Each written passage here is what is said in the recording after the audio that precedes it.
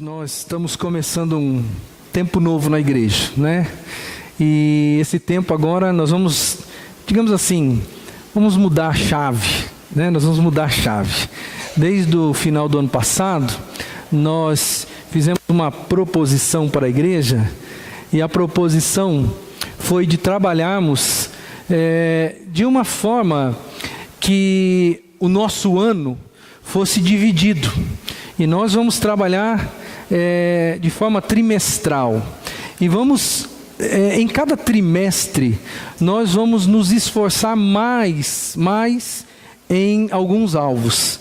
E hoje eu quero trazer para os irmãos aqui, já no início, antes de começar a palavra para você, eu quero deixar claro para os irmãos que a partir de abril agora, ou seja, a partir de amanhã, por isso que eu estou fazendo isso hoje, finalzinho do mês de março. A partir de amanhã, nós mudamos a chave. No domingo passado, nós celebramos aqui a nossa multiplicação. Agora nós temos 17 PGMs, ou seja, pequenos grupos, células. E nós agora vamos começar de novo. Começamos um processo. E esse processo vai ser dividido em 4 fases. Então, nossa igreja hoje ela está vivendo isso aqui que está projetado. Nós estamos vivendo em 4 estações no ano. Nós fechamos a estação da colheita. Nós fechamos. Hoje é o último dia. A partir de amanhã, nós entramos na estação cultivo. Ou seja, não é à toa que você entrou aqui hoje e você percebeu a nossa rocinha, a rocinha nossa lá na frente. Aquilo já é para estimular você, para você perceber que nós estamos vivendo agora um novo momento, tá? Então, só para deixar claro, para você que de repente está um pouquinho avoado aí, sem saber exatamente como que a igreja está trabalhando, ou talvez você é nosso visitante e está chegando agora, eu quero deixar claro para você a metodologia de trabalho nossa. Então, nós trabalhamos o ano dividido em 4 vezes, em 4 etapas, E nós vamos começar agora a fase do cultivo, nós temos aí a fase do cultivo. Opa, só um minutinho. Nós temos aqui a fase do cultivo, a fase do cuidado, a fase do crescimento e a fase da colheita. Nós fechamos a nossa fase de colheita, domingo passado, e agora nós vamos continuar a nossa jornada aqui. Nós vamos lançar sementes de novo, porque agora chegou a fase do cultivo. Então, a partir de hoje, a igreja vai estar focada na área de evangelismo. A igreja vai estar focada em fazer com que as pessoas se aproximem da gente, se aproximem de Deus. E assim com que essas pessoas se aproximarem de nós, depois nós vamos para o crescimento, nós vamos trabalhar os outros 2 níveis, até chegarmos de novo na estação de colheita. Então nós vamos começar o nosso ano, Nosso ano nós vamos começar agora. Dizem que no Brasil as coisas só funcionam depois do carnaval, não é mesmo? Então para nós vai ser mais ou menos desse jeito também. Nós vamos começar agora em abril a nossa fase de cultivar. Então eu quero deixar claro uma coisa, é lógico que não quer dizer com isso que a partir de julho, quando terminar essa etapa, que nós não vamos mais convidar pessoas para vir à igreja, não vamos convidar mais pessoas para ir nos PGMs, não. E o que demanda nesse período para nós é que neste momento nós vamos focar todos os nossos esforços. Logo, daqui a 14 dias, nós vamos ter uma peça de teatro na igreja que está focada dentro dessa ótica. A peça é de Páscoa e a peça é evangelística. Você certamente no seu pequeno grupo recebeu um convitinho, Esse convitinho não está lá por acaso, já é um propósito nosso da estação cultivo. É o momento de você chegar diante de alguém, orar muito diante de Deus e pedir para o Senhor direcionamento para você convidar uma pessoa que de fato esteja com o coração aberto, que não seja crente, uma pessoa que precisa ainda ter um contato, um encontro com Jesus, porque a igreja existe para isso. Nós não estamos aqui para angariarmos crentes para que eles se juntem a nós, embora todos eles, se vierem, serão bem-vindos. No entanto, o nosso foco principal é ganharmos o perdido, ganharmos as pessoas que não têm a luz de Cristo, como nós cantamos no domingo passado. Então eu quero deixar claro para você, ore a Deus, né? Se esforce de uma maneira diferenciada nesse próximo trimestre, para que você ganhe de alguma forma, né? Você ajude o Espírito Santo para que Ele traga pessoas aqui para o nosso meio, e que essas pessoas sejam abençoadas, conheçam a Jesus, e depois vamos trabalhar o crescimento dessas pessoas, tá? Então esse é o nosso foco nesse trimestre. Tudo que nós estivermos fazendo, nós vamos focar de uma maneira primordial em cultivo, ou seja, vamos lançar sementes, tá? Guarda essa ideia na cabeça. Hoje no finalzinho do culto, nós já vamos lançar sementes. No finalzinho do culto, nós vamos lançar sementes de uma maneira... você vai vir aqui na frente e você vai lançar sementes hoje, tá? De maneira factual.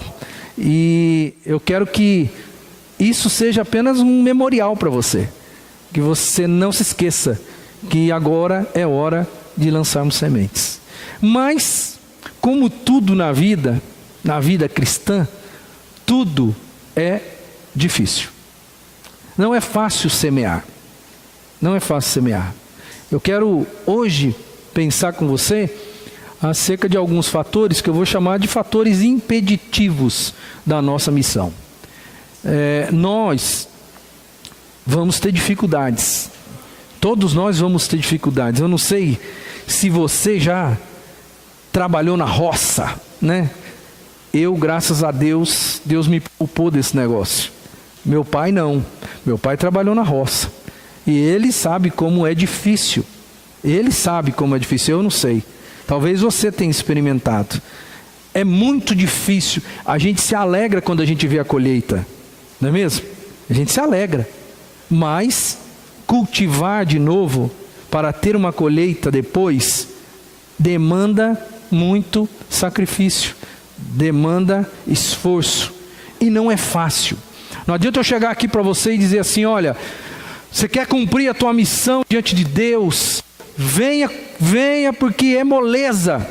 Venha porque Deus vai fazer a coisa acontecer de uma forma sobrenatural e tudo vai dar certo. Nós não vamos ter nenhum problema. Isso não é verdade, que o próprio Cristo, o autor do cristianismo, ele disse a gente que seria custoso, seria difícil. E no texto que eu vou propor para você hoje, mais uma vez você vai perceber aquilo que sai da boca do próprio Cristo com relação à missão da igreja. Ele vai falar sobre as dificuldades, nas entrelinhas do texto que a gente vai ler, você vai perceber as dificuldades. E eu quero compartilhar isso com você nessa noite. Abra comigo sua Bíblia. Mateus capítulo 9, versos 35 até o verso 38. Diz assim a palavra de Deus.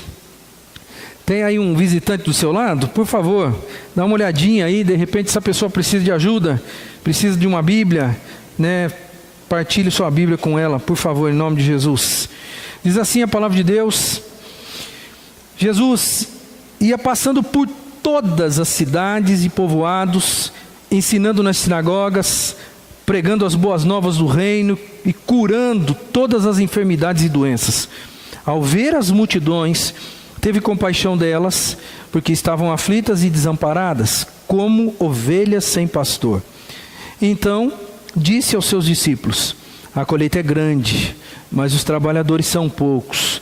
Peçam, pois, ao Senhor da seara que envie trabalhadores para a sua colheita. Max Lucado é um dos meus autores prediletos. E em devocional, no meu modo de entender, não tem ninguém que toca tanto o coração de uma pessoa quanto o Max Lucado. Se você tiver condições um dia de adquirir qualquer livro que esteja escrito Max Lucado como autor, você pode adquirir, que certamente você será abençoado. E ele conta a história, em um dos seus livros, conta a história, é lógico que é uma narrativa fictícia, de um mendigo que chegou, eu acho que eu até já contei isso, se não foi aqui, foi para um grupo pequeno de irmãos, mas já falei. Um mendigo, ele chegou na porta de uma padaria, e aí então o dono da padaria o recebeu, e ele disse assim: eu gostaria de pão. E aí o dono da padaria olhou para ele, todo empolgado, e disse: pão? Ah, se é pão que você precisa, você chegou no lugar certo.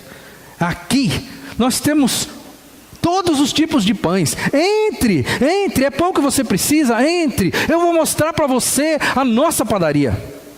E aí ele entra e começa a observar. E então o dono da padaria disse assim: eu vou mostrar para você o livro de receitas que nós temos aqui na nossa padaria. Olha só quantas receitas nós temos aqui no livro de receita da nossa padaria. Todos os tipos de pães nós temos aqui nessa padaria. E o mendigo já viu que o homem estava falando um pouco demais, virou para ele e falou assim: olha, eu só quero pão.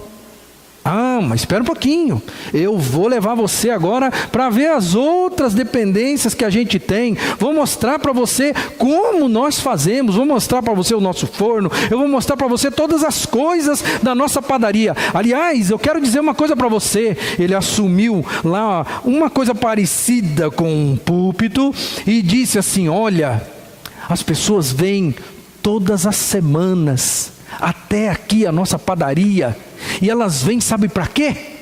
Para ouvir o que eu tenho a falar a respeito do livro de receita da nossa padaria. O mendigo já estava um pouco ressapiado, olhando para ele, falando assim: eu só quero pão. Falei: não, mas espera um pouquinho. Ó, eu tenho que avisar uma coisa para você.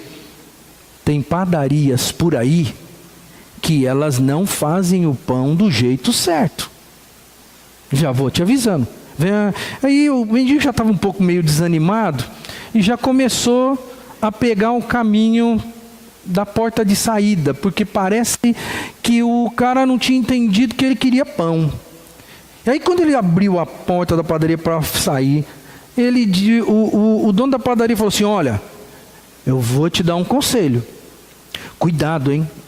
Porque nesta avenida mesmo tem várias padarias por aí, mas nem todas vão de fato oferecer para você o pão correto. Eu conheço algumas que o forno é um pouco mais quente do que deveria ser, e não deve ser desse jeito. O mendigo já olhou com aquela cara para o indivíduo e já foi se afastando. E aí o cara ficou parado na porta, olhou para o mendigo e falou assim: parece que as pessoas não querem mais saber de pão. E o mendigo foi embora. Pois é, irmãos, isso aí tem tudo a ver com o que nós estamos vivendo hoje aqui. As pessoas precisam de pão da vida. A Bíblia diz que o pão da vida é Cristo. As pessoas às vezes elas vêm buscar a Cristo, mas o que elas encontram? Gente que tem tudo para fazer o pão e entregar para quem tem fome, mas gente que perdeu o foco da sua missão. Gente que não sabe muito bem por que ele está ali na padaria, porque a padaria, na verdade, foi só uma maneira do Max Lucado tentar mostrar para a gente que o padeiro é o pastor da igreja, às vezes. Que o padeiro é você, que é um membro da igreja, que tem o pão da vida na sua mão, e você se gaba de muitas coisas que são circunstanciais ao pão da vida, mas você faz tudo menos dar o pão para quem precisa. Por que isso acontece? Porque nós perdemos o foco da nossa missão como igreja. É só por isso.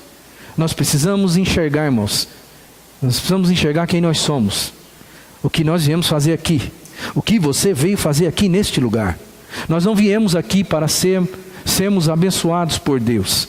Nós não viemos aqui porque nós estamos cumprindo uma religiosidade. Nós viemos aqui porque nós somos a igreja de Cristo, que tem uma missão para ser cumprida. E isso é parte da nossa missão. Estar juntos é parte da nossa missão.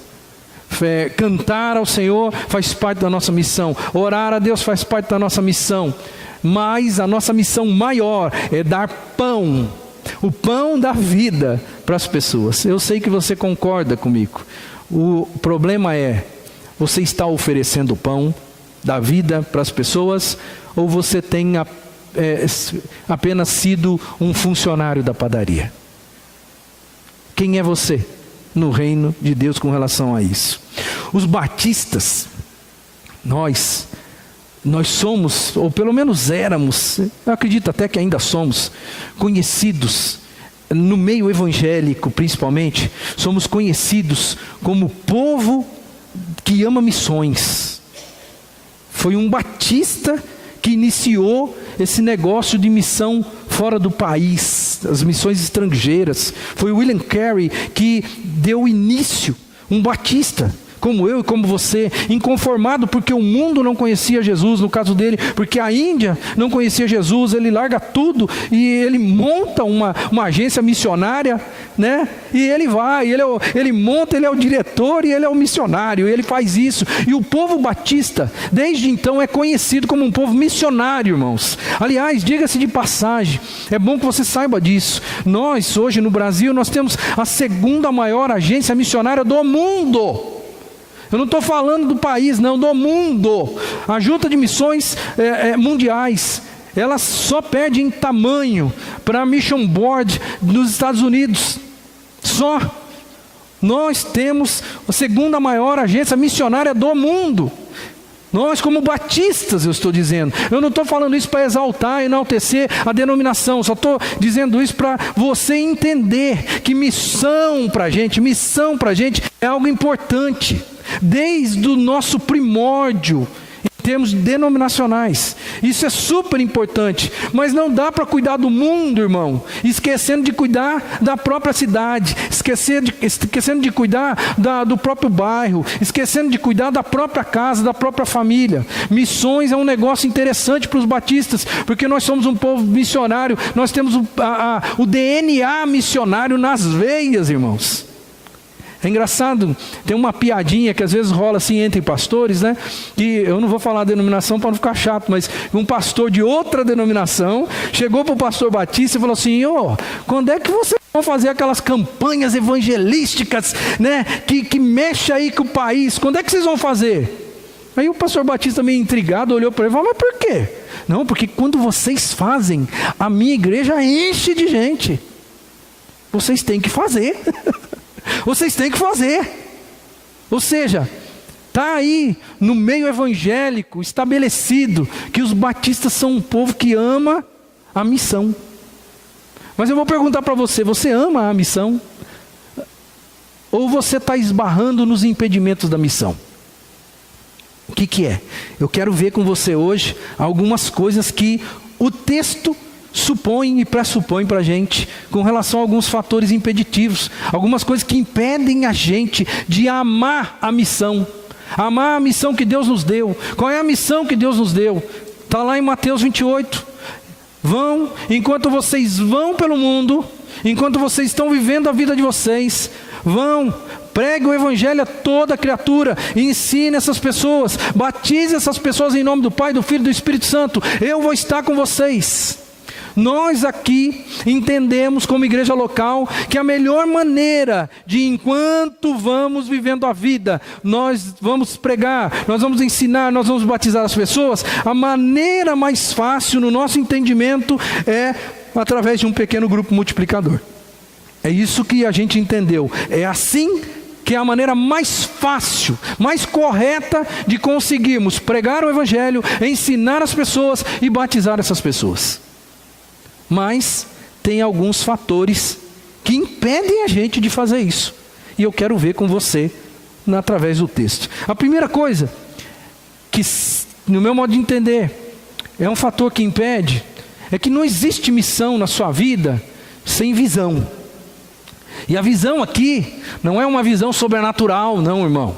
É uma visão de enxergar mesmo. Se você não enxerga algumas coisas, você não cumpre a missão.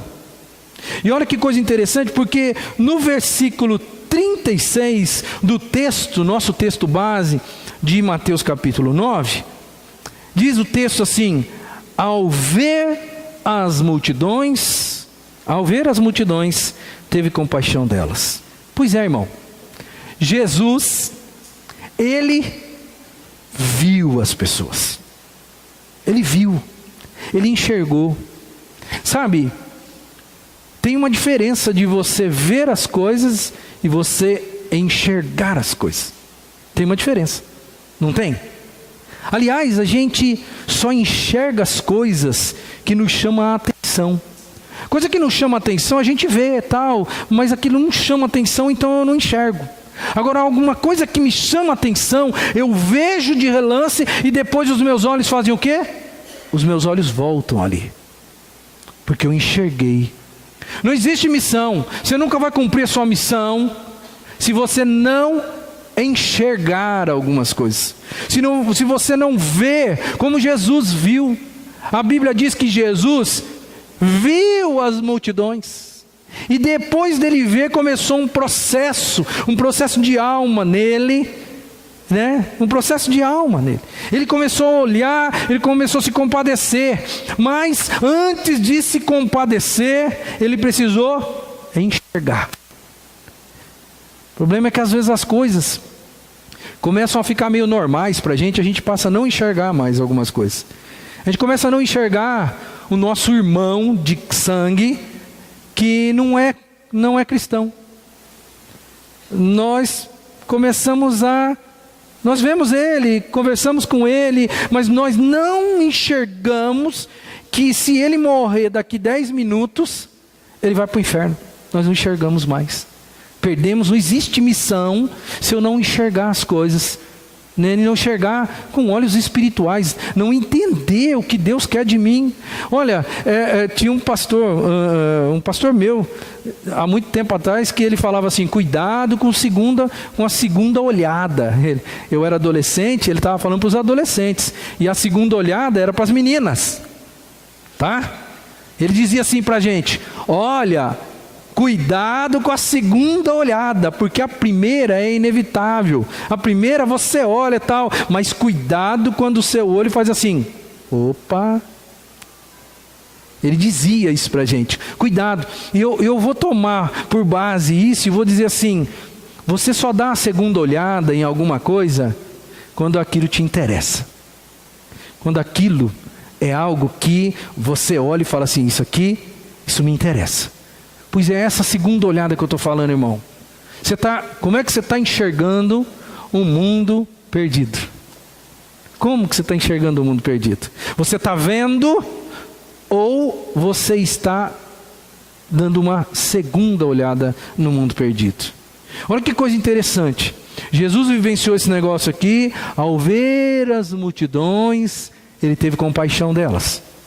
E os discípulos, eles começaram a enxergar o mundo de uma maneira diferente. Você se lembra, lá no livro de Atos, logo depois que Jesus subiu aos céus, pouquíssimo tempo depois que a igreja foi revestida de poder, quando o Pentecostes aconteceu, lá em João 3, em Atos 3, melhor dizendo, João e Pedro, eles vão subir ao templo, né? E você conhece a história ali, o que acontece naquela subida ao templo de Pedro e João. Eles olham para uma pessoa que está necessitada. Eles olharam ali um coxo de nascença, diz o texto. E aí o que acontece? Acontece um milagre, não acontece? Pedro fala assim: olha, eu não tenho prata, eu não tenho ouro, mas o que eu tenho, isto eu te dou. Em nome de Jesus o Nazareno, levanta aí, anda. Mas não é isso que eu quero me referir. O que eu quero deixar claro para você é que parece que Pedro e João começaram a enxergar de uma maneira diferente depois que Jesus subiu aos céus. Porque eu fico pensando, o coxo de nascença devia estar ali há anos. E eu também fico imaginando, Pedro e João já deveriam ter passado por ali inúmeras vezes. Você concorda comigo? Certamente era caminho do templo. Todo bom judeu fazia o caminho do templo. Quantas e quantas vezes Pedro, João, os apóstolos, os seguidores de Jesus passaram por ali e não enxergaram o coxo. Não enxergaram. Mas um dia, Pedro e João enxergaram. E no dia que eles enxergaram, o milagre aconteceu. Irmão, abra o seu olho. Abra o seu olho para o mundo espiritual que está à sua volta. Não existe missão sem você enxergar o mundo perdido. Não existe missão sem visão. Segunda coisa, também não existe missão sem sacrifício, irmão. Não tem jeito. Se você tem uma missão a cumprir na vida, você certamente vai se sacrificar. Um oftalmologista, cirurgião oftalmológico, ele tinha uma vida social bem regrada. E ele ia nas festas, ele não era crente não, tá? Ele ia nas festas, ele ia nos encontros sociais, mas esse cirurgião, ele ia embora sempre muito cedo. E as pessoas ficavam um pouco incomodadas com isso. E algum dia alguém chegou para ele e falou: escuta, o que acontece com você? Você parece um pouco meio antissocial. Você vem até nas nossas festas, mas na hora que a coisa está começando a ficar boa, você vai embora para casa. Não é nem 9h30. Às vezes o negócio começou agora 8h30, 9h15, 9h30. Você está indo embora já. O negócio nem começou e você já está indo embora. Por que você faz isso? Fica mais um tempo aí, se alegra com a gente. E ele respondeu assim: sabe o que é? É que como cirurgião de olho, a minha mão, ela precisa ter uma precisão extraordinária. Eu não posso sequer me dar ao luxo de tremer um pouquinho. E eu já descobri que eu preciso de determinado número de horas de sono e de descanso para acordar no outro dia e ter condições de fazer uma cirurgia perfeita, sem nenhum problema. Se eu exagerar na minha sociabilidade, eu corro o risco de na outra manhã acordar e ter que fazer uma cirurgia em alguém, e de repente a minha mão não está tão firme, e por causa disso alguém venha a perder a visão por causa da minha falha. Por isso eu sou uma pessoa que vou dormir muito cedo todos os dias. Isso se chama o que, irmão? Sacrifício. Um cara que abdica da própria vida, abdica do prazer, da alegria, de estar com as pessoas, de viver. Ele se sacrifica em função de uma causa que ele julga ser maior. Não porque é a profissão dele, mas porque, não só porque é a profissão dele, mas porque também está em jogo a felicidade de outra pessoa. Porque uma pessoa que sai de uma cirurgia cega, ela vai ficar infeliz o resto da vida. Isso é sacrifício. E para nós não é nada diferente, irmão. Nada diferente. Nós temos uma missão. Se eu perguntar para você, você tem uma missão, você está consciente dessa missão? Você vai dizer para mim: eu estou consciente. Você vai dizer, mas eu vou insistir com você. Você se sacrifica em função da sua missão? a missão que Jesus te deu? Ou você leva a coisa meio light, meio soft, né? Do jeito que dá. Se der, tudo bem. Se não der, também não dá. Fazer o quê? Eu que não vou deixar de viver por causa do reino de Deus. Eu que não vou deixar de viver por causa das coisas da igreja. Olha, que tipo de compromisso você tem com a missão de Jesus?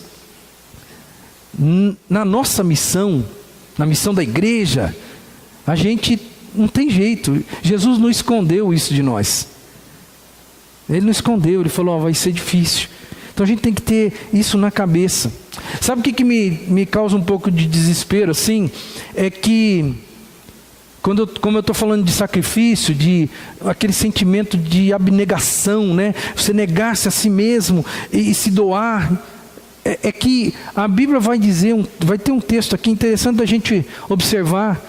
Em 2 Timóteo, no capítulo 3, versículo 1 e 2, o apóstolo Paulo está falando para Timóteo o seguinte, saiba disso, Timóteo, nos últimos dias sobrevirão tempos terríveis, os homens serão egoístas, avarentos, presunçosos, arrogantes, blasfemos, desobedientes aos pais, ingratos, ímpios. Mas eu só quero me deter aqui no que está em amarelo. Nos últimos dias os homens serão egoístas. Você sabe qual que é o antônimo de egoísta?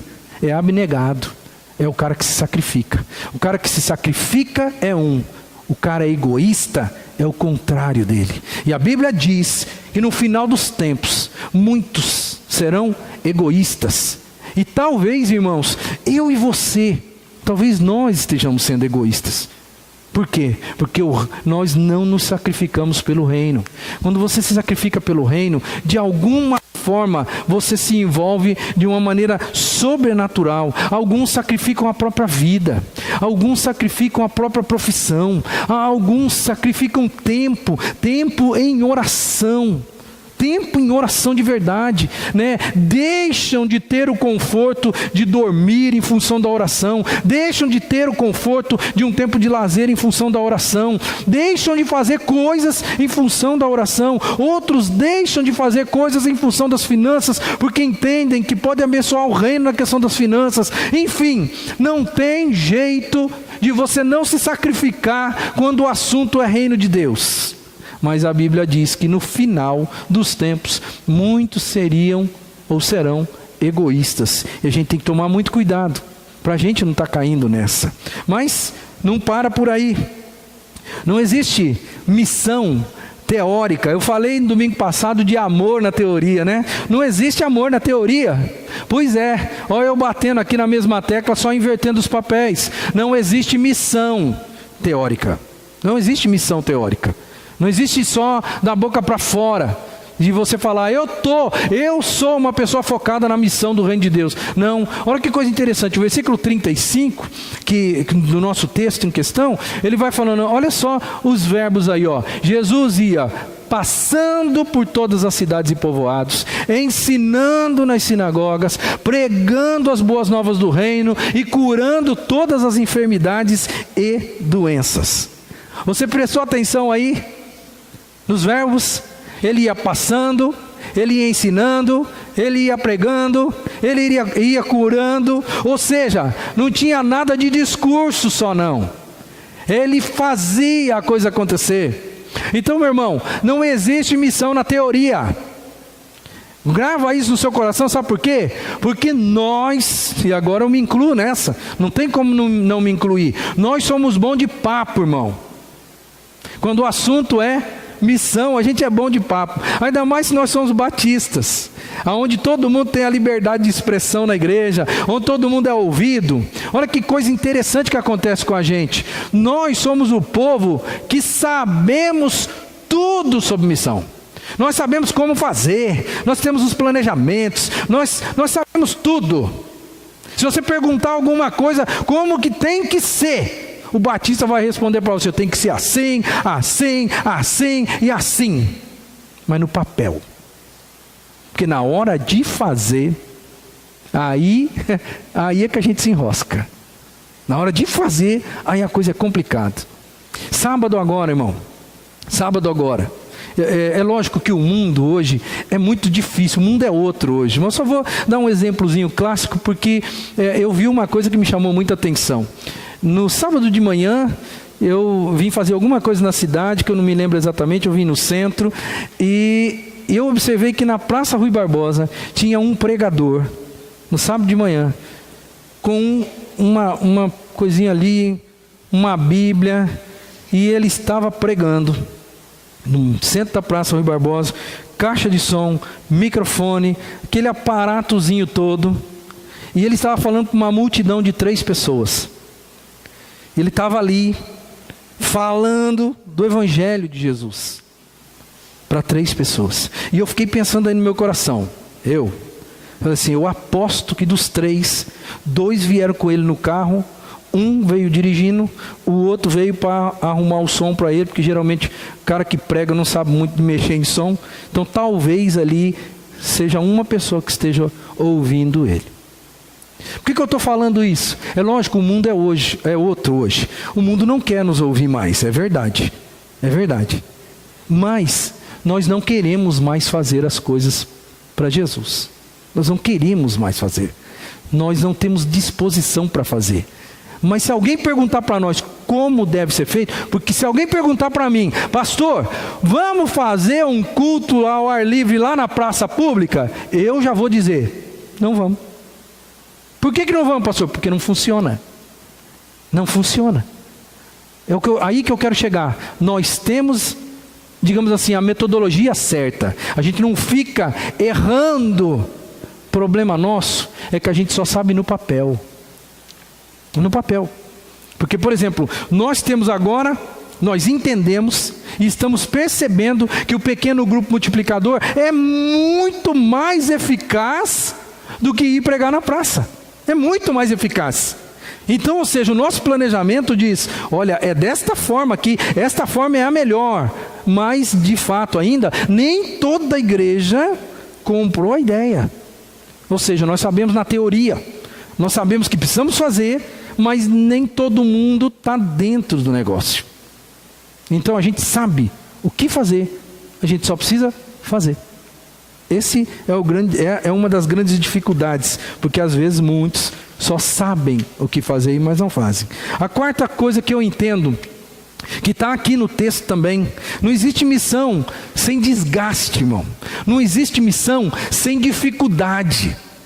Toda missão, ela já traz em si a dificuldade, irmãos. No verso 37, a parte B, né, o finalzinho ali, diz assim o texto, a seara é grande, mas os trabalhadores são poucos. Aí eu fico pensando, né?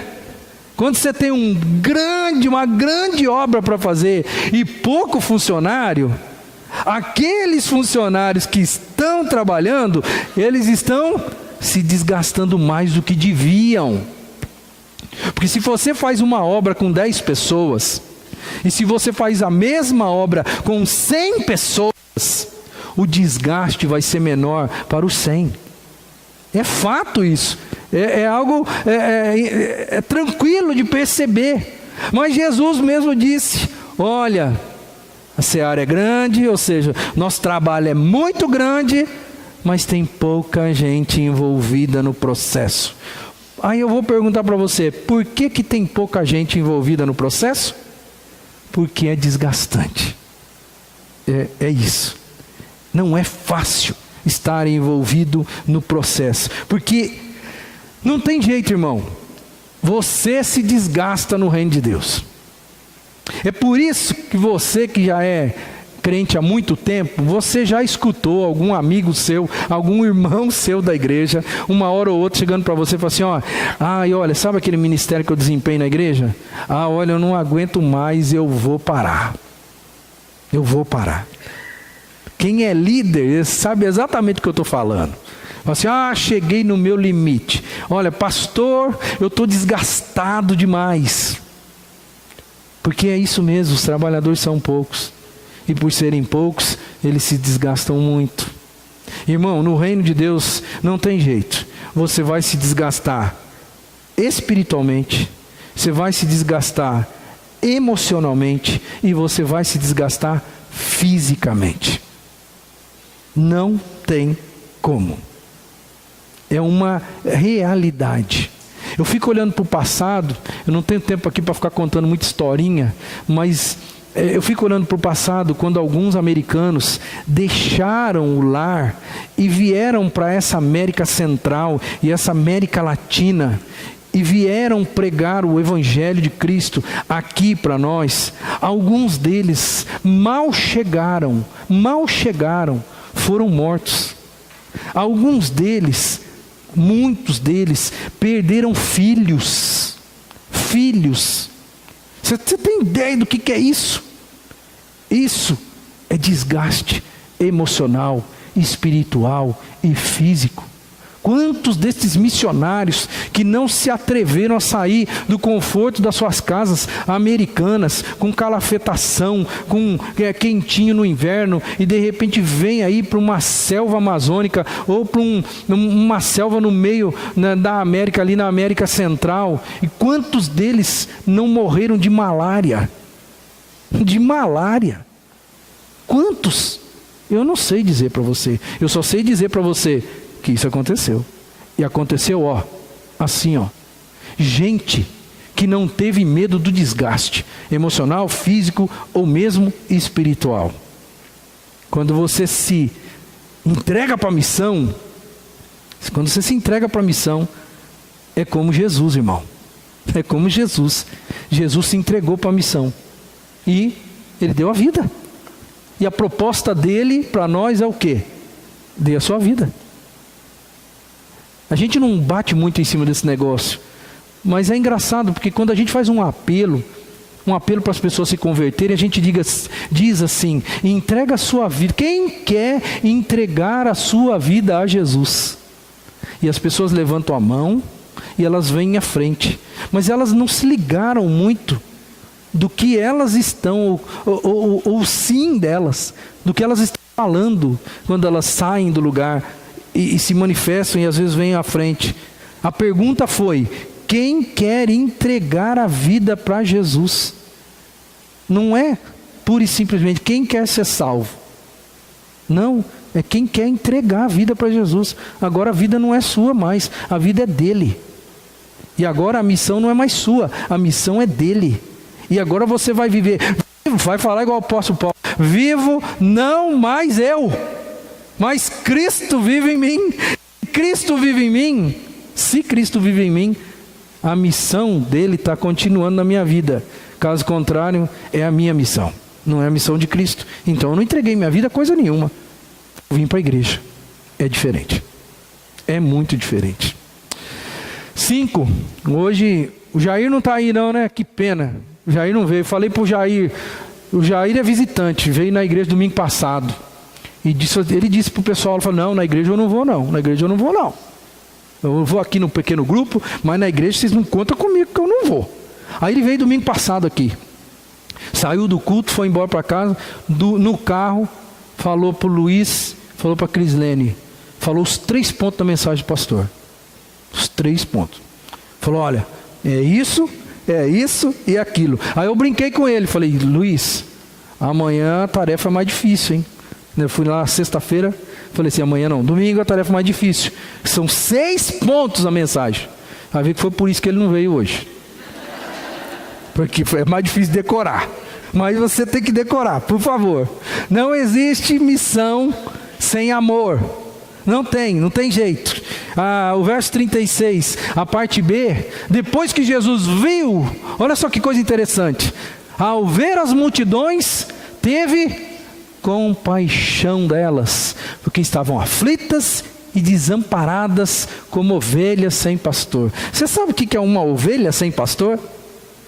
Uma ovelha, Jesus não está falando de gente, ele está falando de ovelha, do bichinho, do animal. Ele faz uma comparação, ele fala assim: olha, eu tive compaixão dessas pessoas, porque elas parecem ovelhas, os bichinhos que não têm pastor, e ovelha que não tem pastor está fadada a morrer. porque a ovelha, ela não é capaz de se livrar dos perigos da vida, ela não é capaz de arrumar comida, né, para ela não é capaz de arrumar água para ela. É por isso que a Bíblia diz assim: conduz-me a verdes pastos e a águas tranquilas, no Salmo 23. Porque se não tiver alguém para conduzir, elas não sabem chegar lá, e elas vão morrer, literalmente. E é por isso que Jesus, ao olhar a multidão, diz o texto, ele teve compaixão delas, porque elas estavam aflitas e desamparadas, sem amparo, sem ajuda. Elas pareciam ovelhas sem pastor, e ovelha sem pastor é banquete para o lobo. É isso, ovelha sem pastor é banquete para o lobo, porque o lobo existe. O problema não é só que a ovelha não vai achar água, que a ovelha não vai achar pastos, que a ovelha está ali ao léu, sem alguém para alimentar, não. É porque o lobo existe, e o lobo uma hora vai devorar elas. E Jesus olha para ela, para aquela multidão, e tem compaixão dela, porque ele faz essa analogia: eles estão fadados à morte. Isso só aconteceu porque ele enxergou, que é o ponto primeiro. Isso só aconteceu porque ele teve compaixão, ou seja, ele amou. 1 Coríntios capítulo 13 fala do amor, não fala? A gente usa às vezes esse texto, até em casamento. É lógico que não é errado fazer isso, mas ali é o amor de Deus. Não é o amor entre um homem e uma mulher, não é o amor erótico, não. É o amor de Deus que o texto fala. E aí diz o texto lá, o amor, ou seja, o ágape, o amor de Deus, ele não procura os seus interesses. O amor de Deus é aquele que é incondicional e que ama as outras pessoas e que não quer saber de nada em troca. Esse amor, ele produz na gente uma coisa chamada empatia. É o que aconteceu com Jesus. Ele se colocou no lugar daquelas pessoas, e ele disse: elas parecem isso, elas estão desamparadas, elas estão fadadas à morte. Ele se colocou no lugar delas. Ele vê e ele tem amor por aquelas pessoas. É muito legal, irmão, e é uma bênção de Deus você estar aqui. É muito legal eu estar aqui falando para você. É muito legal a gente que já percebeu o amor de Deus, estamos reunidos aqui para adorar, glorificar, exaltar o nome de Deus e ouvir a voz do Senhor. É muito bacana isso. Mas eu queria que você fizesse um exercício mental agora. E se você, neste exato momento, e se você fosse uma pessoa perdida, se você fosse um ímpio, se você fosse uma pessoa que não conhecesse a Cristo, e talvez tivesse até um pouco de aversão às coisas concernentes ao reino de Deus, eu quero que você pense por um instante: e se você fosse uma pessoa perdida? Primeiro, onde você estaria? E segundo, pensa bem na sua condição. Pensa bem na sua condição, se fosse assim, se isso fosse realidade. E agora, com os olhos que você tem, os olhos que você tem hoje, você não iria torcer para que alguém fosse te ajudar a sair daquela cegueira espiritual? Alguém fosse com muito jeito, como eu disse esses dias atrás, com educação, com carinho, com amor, alguém inspirasse você a querer conhecer a Jesus? Não era isso que você gostaria que acontecesse com você? Eu imagino que sim.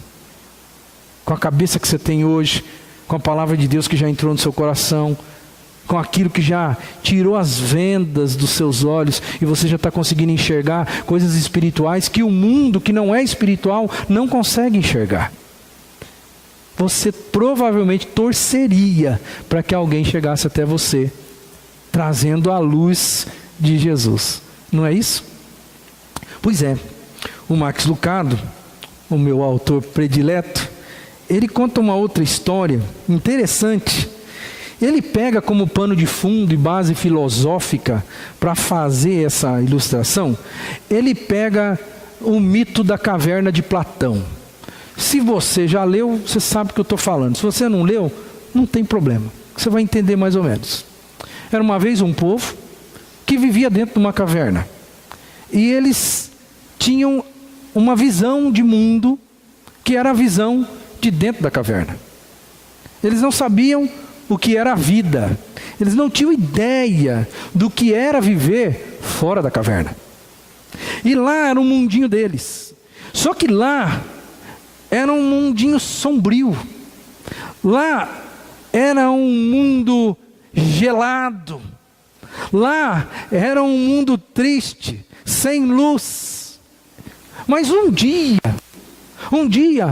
alguém entra na caverna. Alguém entra na caverna e os habitantes da caverna começam a perceber que tem alguém ali dentro, que não é um deles. E que coisa interessante, essa pessoa que agora é nova no pedaço, ela começa a fazer uma coisa, e daqui a pouco as pessoas começam a ouvir que essa pessoa, esse estranho, que entra na caverna escura, suja, fria, e essa pessoa começa, existe um barulho ali de um certo trabalho. E essa pessoa faz uma fogueira. E essa fogueira, ela faz o quê? Ilumina o ambiente. E quando essa fogueira ilumina o ambiente, irmão, o que acontece num primeiro momento? A luz, para quem está nas trevas, num primeiro momento a luz incomoda. E o que aconteceu de uma forma natural? Todas as pessoas correram para trás, com medo da luz, porque a luz trouxe dificuldade para os seus olhos. Mas aí o que aconteceu? Eles ficaram com medo, mas aquele estranho começou a dizer: venham, ei, pode se aproximar. Olha, eu vou dizer um negócio para você.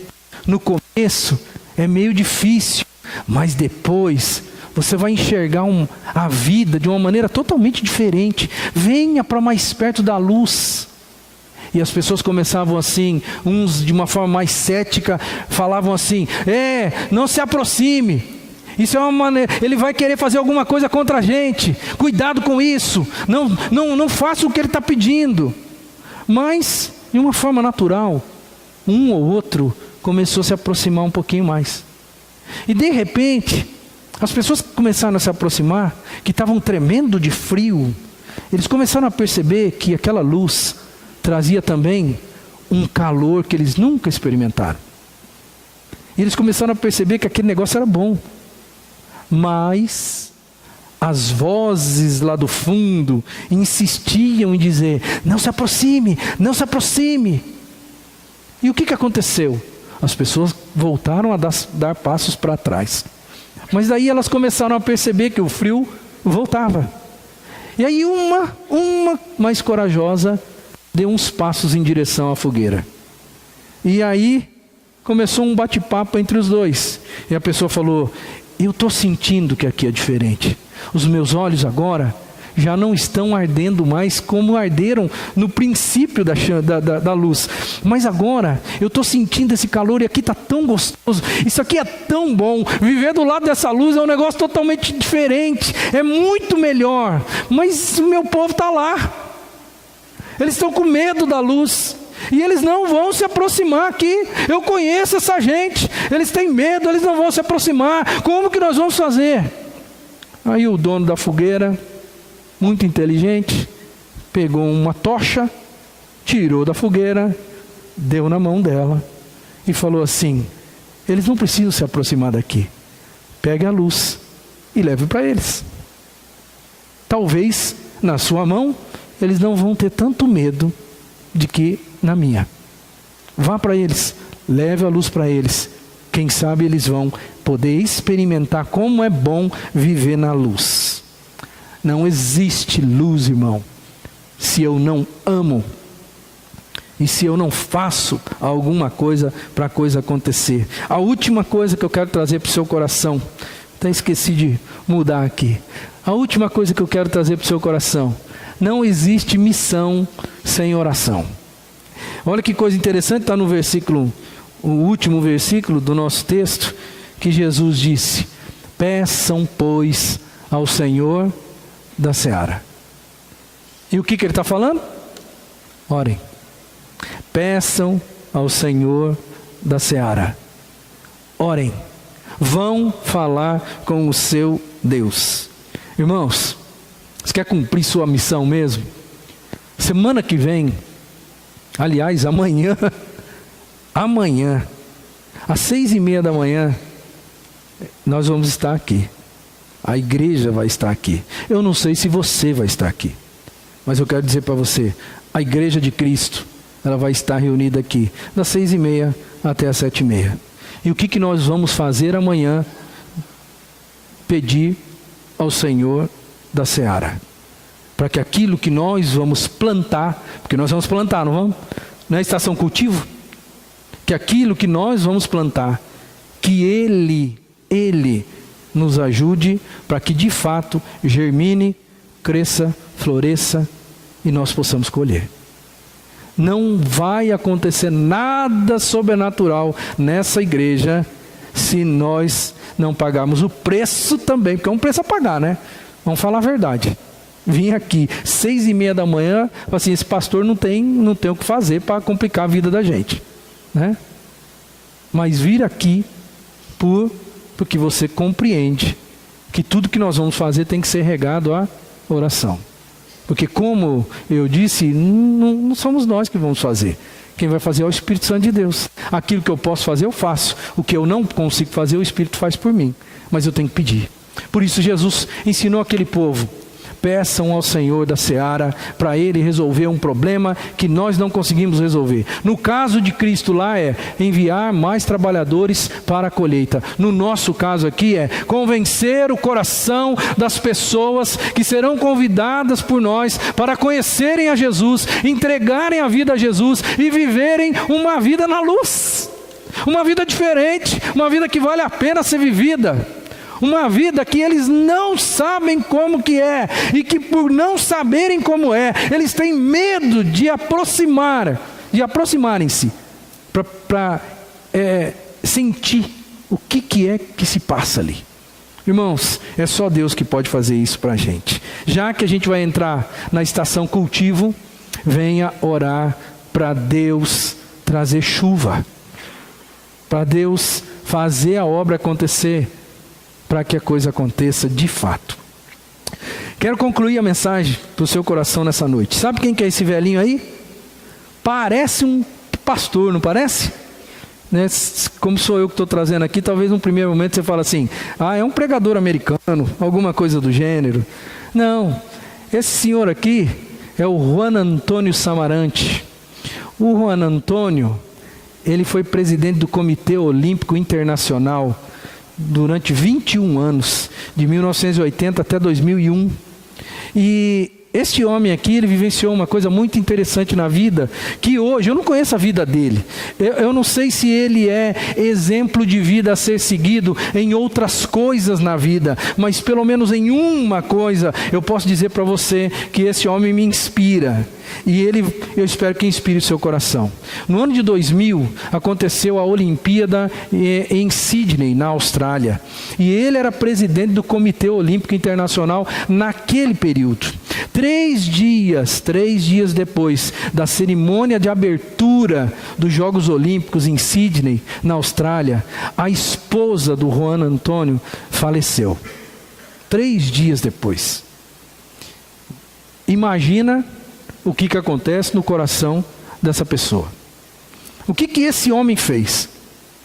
É lógico, ele volta para casa, ele sepulta sua esposa, e ele teria tudo para dizer para ele mesmo: olha, a Olimpíada já está acontecendo, ela vai acontecer. Ele teria tudo para dizer: eu vou curtir o meu luto, porque eu tenho um direito de fazer isso.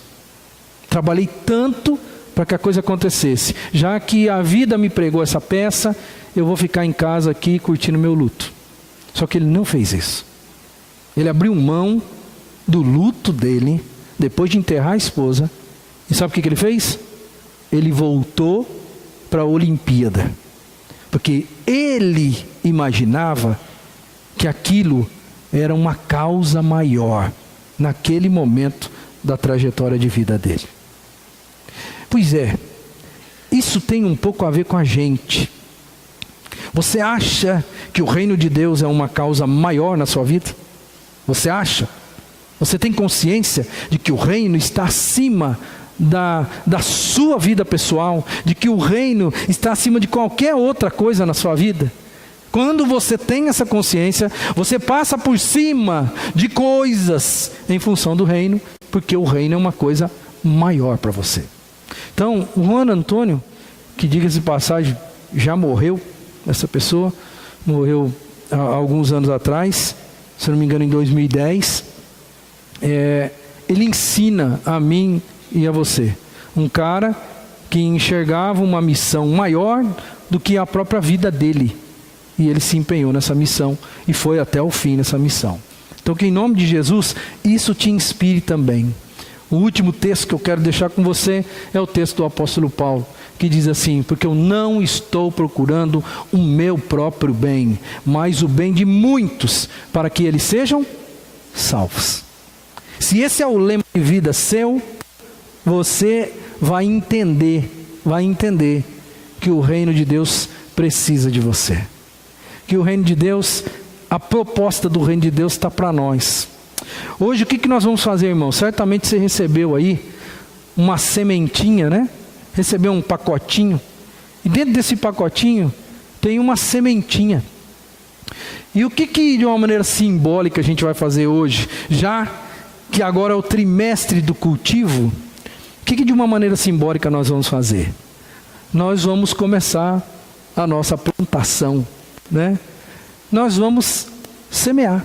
Eu quero que você pegue um pouquinho só da sua semente, né? Porque eu quero que você leve o resto para sua casa. Porque aqui vai ser um simbolismo para nós, aqui, para esse momento. Mas eu quero que você chegue na sua casa depois e você jogue essas sementes em um lugar onde você possa ver e cuidar.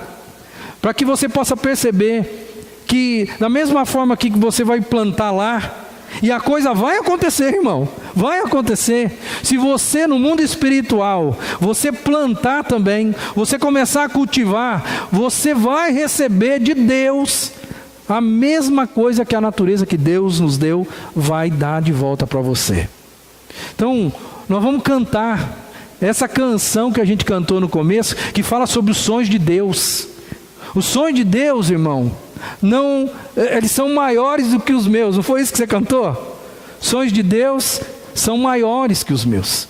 Só que eu quero que você agora deixe de ser egoísta e não cante a música pensando em você. Que Deus vai fazer o melhor para você, no sentido de você ganhar alguma coisa, mas que Deus vai fazer o melhor para você, porque você de verdade está sonhando os sonhos de Deus, e não são os seus pura e simplesmente. Então o que eu gostaria que você fizesse? Vamos de uma maneira literal, vamos cultivar. Vamos cultivar. A gente tem aqui, ó, tem terra aqui, tem terra aqui, tem terra aqui e aqui. Para facilitar a vida da gente, o que eu vou pedir para você? Para que você levante, né, na hora que a gente começar a cantar, pega aí algumas sementinhas e você vem aqui, plante a sua sementinha. E esse grupo daqui vai fazer uma filinha aqui, ó, vai fazer a plantaçãozinha aqui e vai voltar pelo meio. O grupo daqui vem por esse lado, faz a sua plantaçãozinha aqui e volta para o meio. Isso aqui é só simbólico, gente. Isso aqui é só para mostrar para você: ei, plante, porque Deus vai fazer o resto. E você vai perceber que Deus vai fazer o resto. E quando você chegar em casa, pega o restinho da sua semente e lança, meu querido. Lança. Porque dia após dia, um dia Deus vai mostrar o primeiro brotinho para você. E Ele vai falar: tá vendo? Você já começou a cultivar o coração de alguém? Eu já comecei a responder. E você? Como é que está a tua missão? Vai fazer ou vai esperar a coisa acontecer sozinho? Vamos fazer em nome de Jesus. Você já pode sair do seu lugar e vir fazer a sua plantinha. Os sonhos de Deus são maiores que os meus. Ele vai fazer o melhor por mim. Ele vai além do que eu posso ver.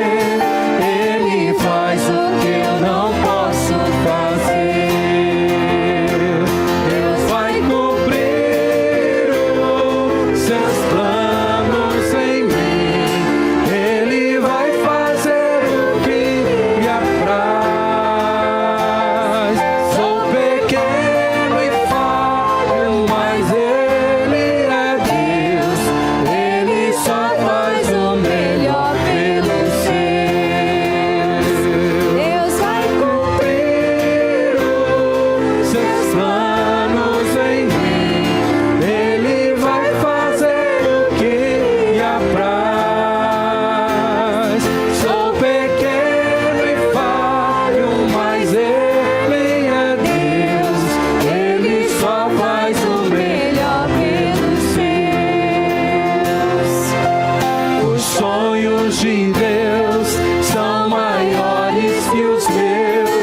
Ele vai fazer o melhor por mim. Ele vai além do que eu posso ver. Ele vai além do que eu posso ver.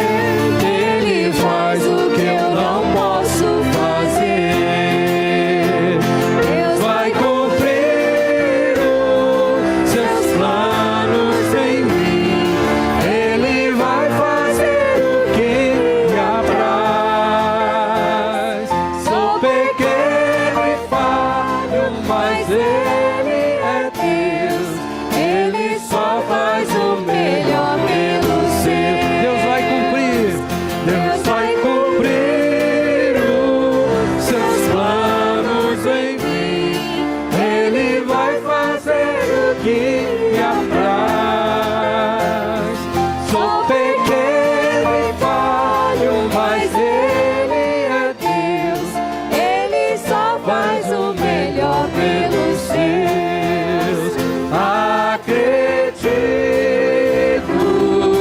sim. Acredito, sim. Acredito, sim, que Deus vai fazer o impossível em meu viver. Acredito, acredito, sim. Acredito, sim. Acredito, sim, que Deus vai fazer o impossível em meu viver.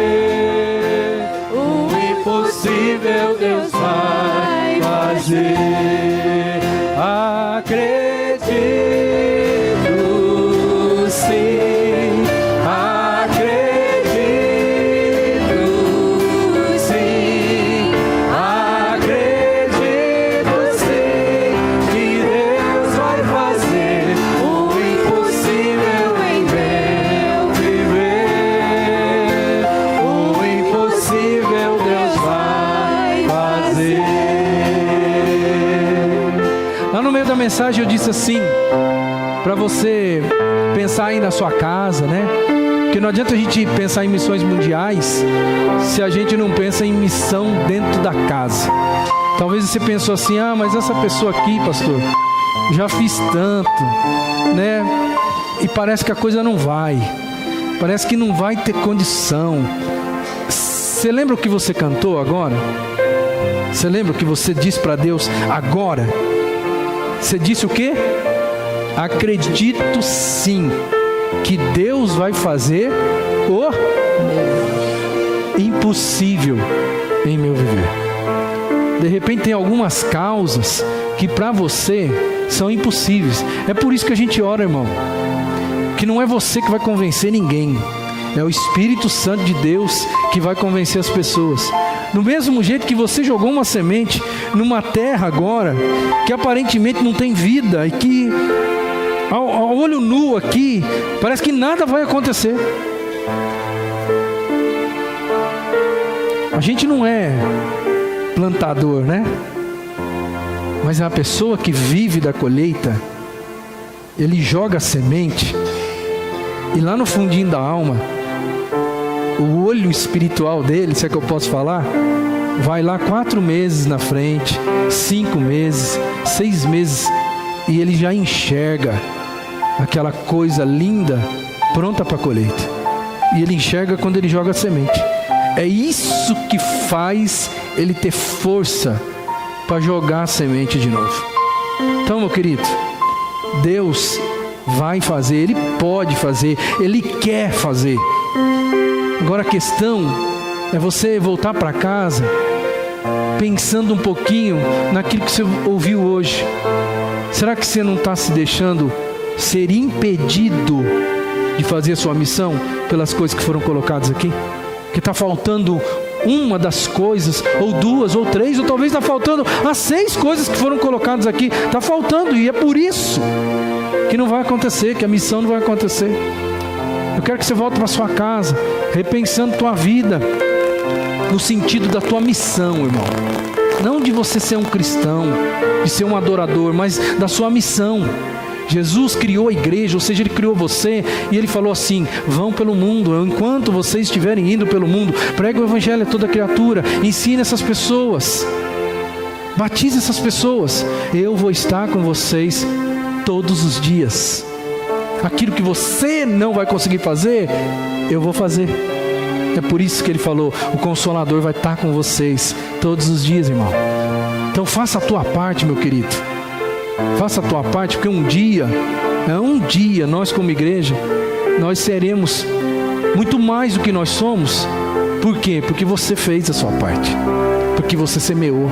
A proposta nesses próximos 3 meses é você começar a cultivar a terra. Espiritualmente, pega a sua enxada, comece a bater no solo duro, para que um dia você lance a semente, e por um milagre de Deus, um dia você veja um broto nascendo. Você vai ver isso. Pegue na enxada agora, para você ver a glória de Deus amanhã. Amém? Vamos orar? Você está disposto a fazer isso? Se você estiver disposto a fazer isso, faça a sua oração pessoal. Diga para o Senhor: Deus, me dá força para fazer isso. Deus, me ajuda, corrige algum rumo da minha vida, não deixa que nada impeça de eu cumprir a minha missão. Faça a tua oração pessoal nesse instante. Abaixe sua cabeça e faça essa oração. Diga para Deus que você quer, e diga para Ele: Deus, me ajuda, eu quero fazer isso em nome de Jesus.